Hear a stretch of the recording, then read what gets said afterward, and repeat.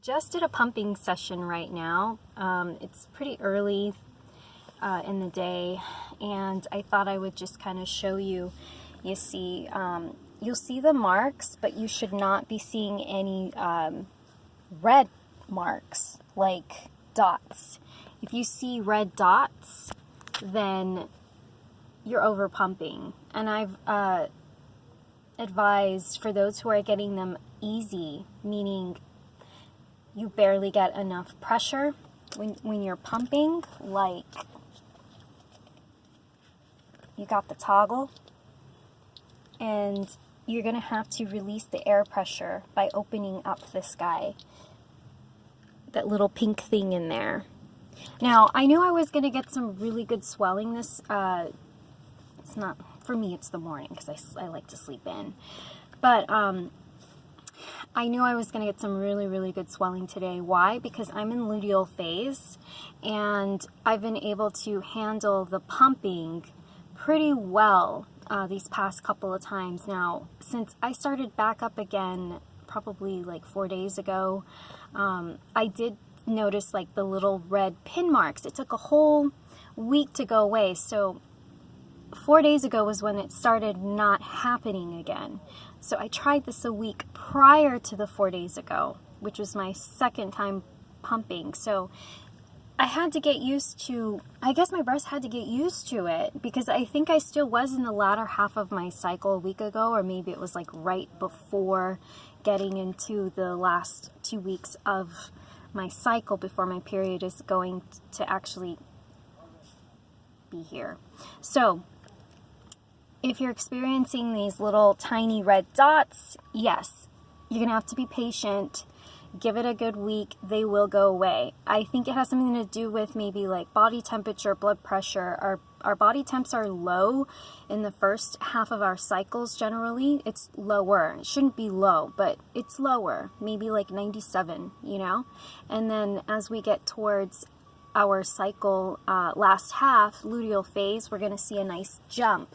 So I have the marks of the ring, which are normal. You should be seeing those. And I pumped about 45 minutes, and I feel like my first 10 minutes of pumping, I probably do about 7 or 8, and then I hold the air. It's what works for me. For everyone, it's different. Maybe you go up to 5 pumps, maybe you go up to 10. Whatever works for you without getting those red dots. That's what you're thinking about, is not damaging the breast, not damaging the blood vessels, which are those little red dots. You've damaged your blood vessels. You need to take some amino acids or collagen or L-arginine. You need to heal that up before you start pumping again. So after waiting a week, 4 days ago, I pumped again. All seemed pretty well. And then I do it every other day from then on. So I think this is my third time or second time since 4 days ago, because I think I might have skipped a day. So I went back to it again, and like I said, I knew that I was going to have really good swelling. And they're nice, and they feel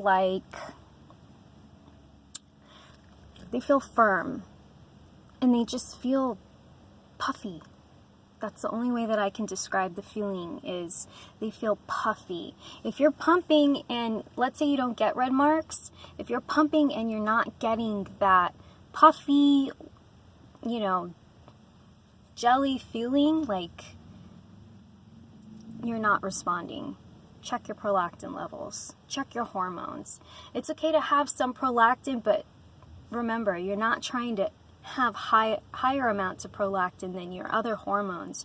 You want the prolactin hormone to be not dominant on your test panel. So yes, prolactin does help you grow and develop, but only so much. You really need to have your other hormones to actually store fat. So I know that there's like a confusion around this prolactin, but we're not just trying to increase our prolactin. Most of us have normal prolactin levels.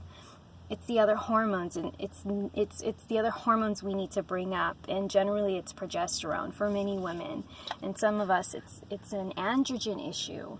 And remember, with androgen issues, you generally have prolactin, higher prolactin. Okay, so that's why I say what I say.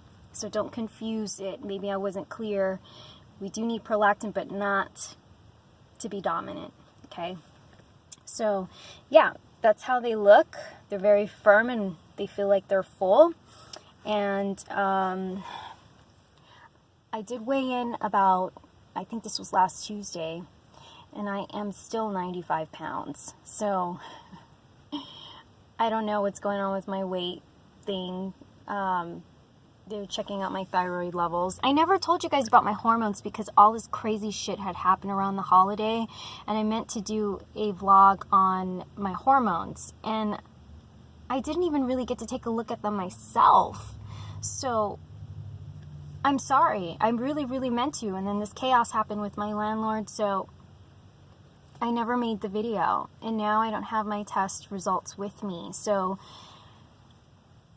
when I go back home, I'm going to see if I can find them. I don't know where I put them, but I really want to find out what my hormones were 2.5, 3 months ago when I was making that Vitex video. And I'm still taking Vitex, but I'm not taking a super high dose. I'm only taking 14 drops in the morning and then maybe 14 at night. But lately, this whole week, I've just been doing in the morning. And yeah, so I feel like, if anything, my progesterone is probably the one that needs to come up because I was having the 2 periods in 1 month, and my periods have been coming early, a little, like, few days early, a couple days early every single month since I've made that Vitex video.